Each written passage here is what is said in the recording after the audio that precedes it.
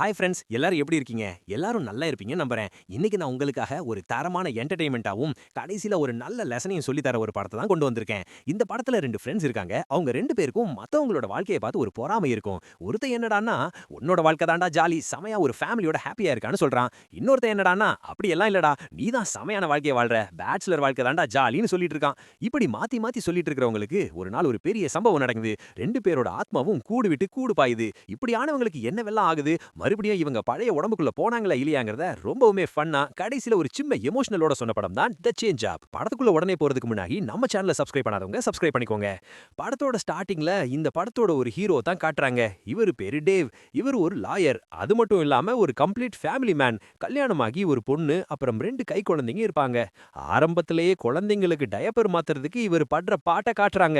அப்புறம் வேலைக்கு கிளம்பி போறாரு. அங்க அவரோட ஃப்ரெண்ட் கால் பண்றாரு. இவரு தான் நம்ம படத்தோட செகண்ட் ஹீரோ. இவர் பேரு மிச். இவருக்கு கல்யாணமெல்லாம் ஆகல. அதனால லைஃபை என்ஜாய் பண்ணிட்டு இருப்பாரு. டெய்லி ஒரு பொண்ணு கூட டேட்டிங் போயிட்டு ஜாலியா குடிச்சிட்டு கேம் சாங்னு இருக்கிற ஆளு. இவர் நம்ம டேவுக்கு கால் பண்ணி இன்னைக்கு நைட் நம்ம வெளிய போலான்னு சொல்ல 2 பேரும் அன்னைக்கு நைட் வெளிய போறாங்க. 2 பேரும் நல்லா குடிச்சிட்டு ஜாலியா பொண்ணுங்கள பத்தி எல்லாம் பேசிட்டு அப்புறம் கிளம்பி போகும்போது மிச்சு சொல்றாரு, "நீதாண்டா செமையான ஒரு லைஃப வாழ்ந்துட்டு இருக்க.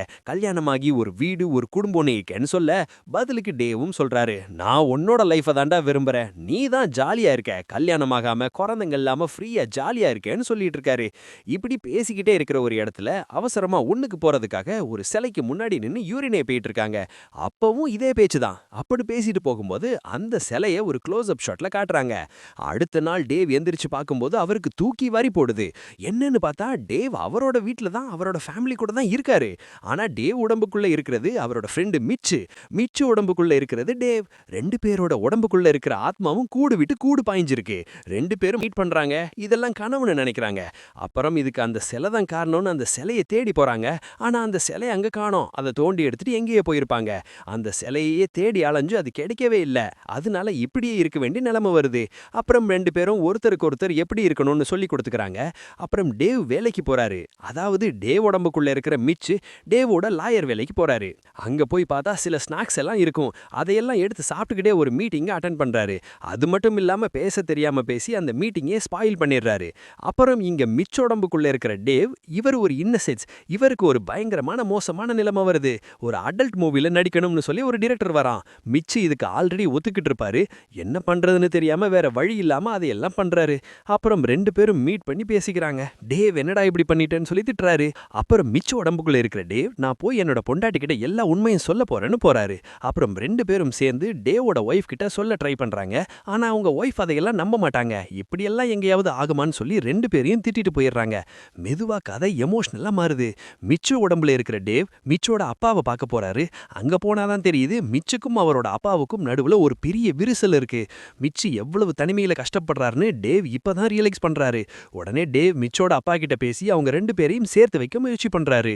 இன்னொரு பக்கம் மிச்சு டேவோட குழந்தைங்களோட ரொம்ப பாசமா ஆகிடுறாரு. ஒரு அப்பாவா இருக்கிறது எவ்வளவு பெரிய பொறுப்புன்னு மிச்சு கத்துக்கிறாரு. இப்போ 2 பேருக்கும் ஒரு விஷயம் புரியுது.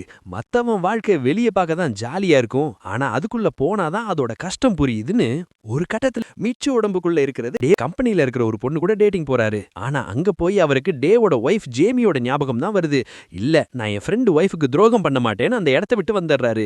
அதே மாதிரி டேவ் மிச்சோட வாழ்க்கையை சீர்திருத்த ஒரு சூப்பர் பிளான் போடுறாரு. மிச்சுக்கு ஒரு நல்ல லாயர் வேலை கிடைக்கிற மாதிரி பண்றாரு. கடைசியில 2 பேரும் மறுபடியும் அந்த பார்க்ல இருக்கிற சிலையை தேடி ஓடுறாங்க.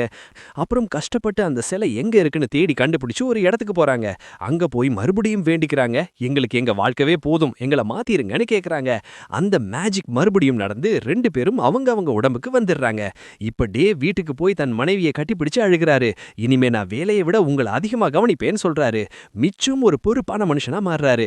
அவருக்கும் ஒரு நல்ல வேலையும் கிடைக்குது. அவரோட அப்பா கிட்டயும் சேர்ந்துடுறாரு. இந்த படமும் நமக்கு ஒரு பெரிய லெசன் கத்து கொடுக்குது. நம்ம கிட்ட இருக்கிற பொக்கிஷங்களை நாம மதிக்கணும். அடுத்தவன் வாழ்க்கையை பார்த்து பொறாமப்படக்கூடாது. இந்த வீடியோ உங்களுக்கு பிடிச்சிருந்தா உங்க ஃப்ரெண்ட்ஸ்க்கு ஷேர் பண்ணுங்க. அப்படியே மறக்காம நம்ம சேனலை சப்ஸ்கிரைப் பண்ணாதவங்க சப்ஸ்கிரைப் பண்ணிக்கோங்க. அடுத்து ஒரு வேற லெவல் படத்தோட உங்களை மீட் பண்றேன்.